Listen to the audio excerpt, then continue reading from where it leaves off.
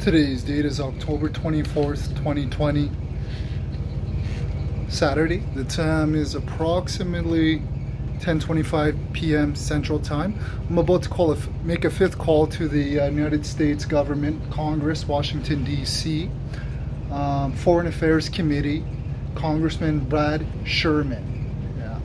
I forgot to add that I've been calling the U.S. government Secret Service for the last few days, and I provided significant information regarding Canadian government conspiracies to commit murder on me and my brother, and my mother now obviously, and other family relatives.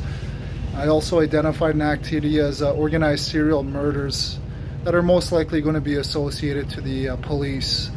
But I just wanted to show that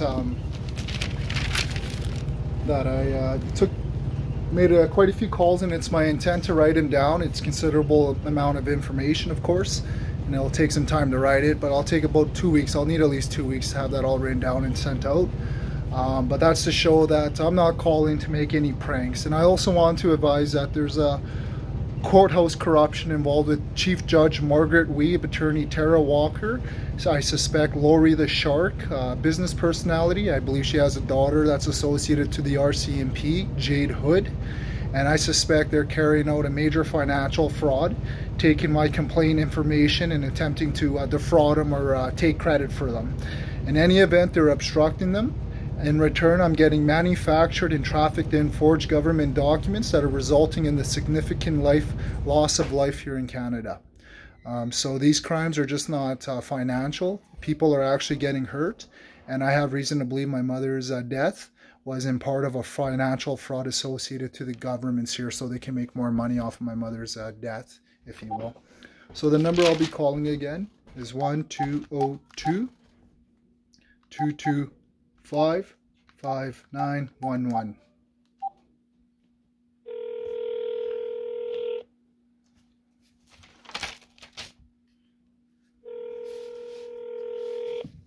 Take a couple minutes to get there.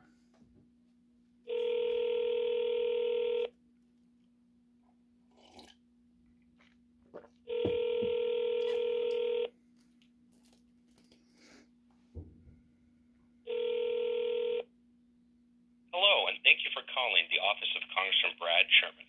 The office is still open, and you can either reach us during non-business hours, or our lines are currently busy with other callers. We are checking this voicemail regularly. Please leave a detailed message with your name and phone number, and a member of our staff will call you back shortly. If you are having issues with any federal programs to address the coronavirus pandemic, you can leave a detailed voice message or send an email to bradsherman.cares2020@mail.house.gov.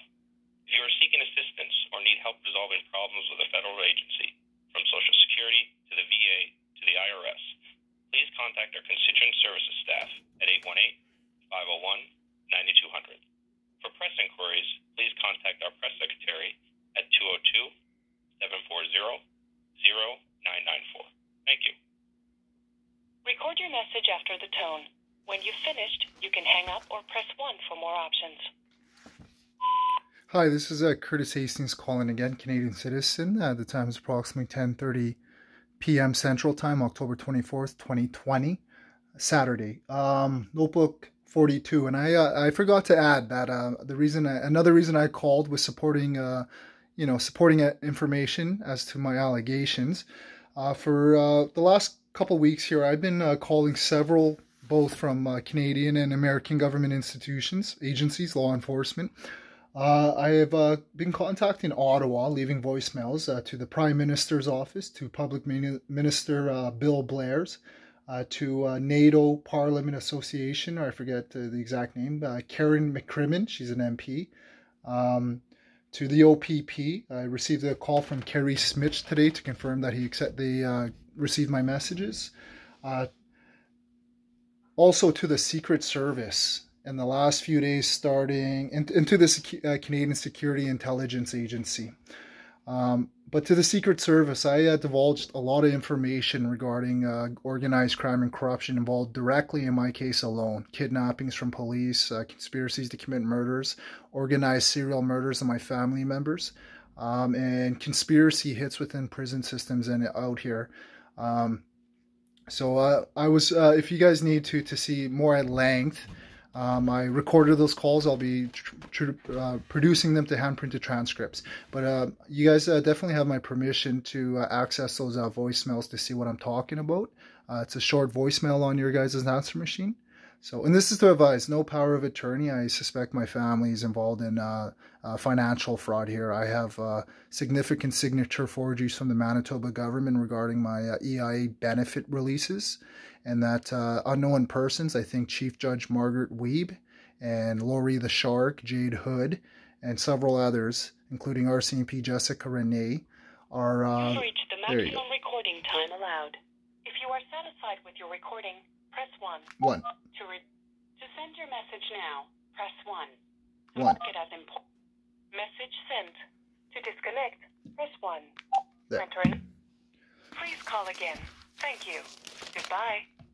So I just wanted to show these are the days that I called the Canadian governments and the American government Secret Service. And again, there's I disclosed a lot of information on there. So the Secret Service would definitely have an idea of what kind of conspiracy crimes, government conspiracy crimes, me and my family have been subjected to. I'm in I have obviously, you know, I'm a very intelligent person.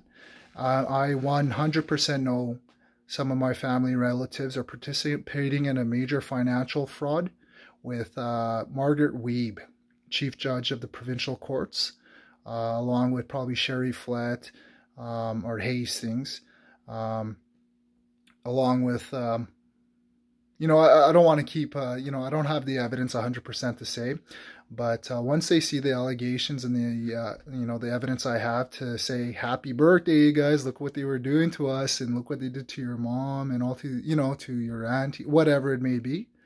You know, it's by chance that I'm alive. Me and my brother Chris are still alive.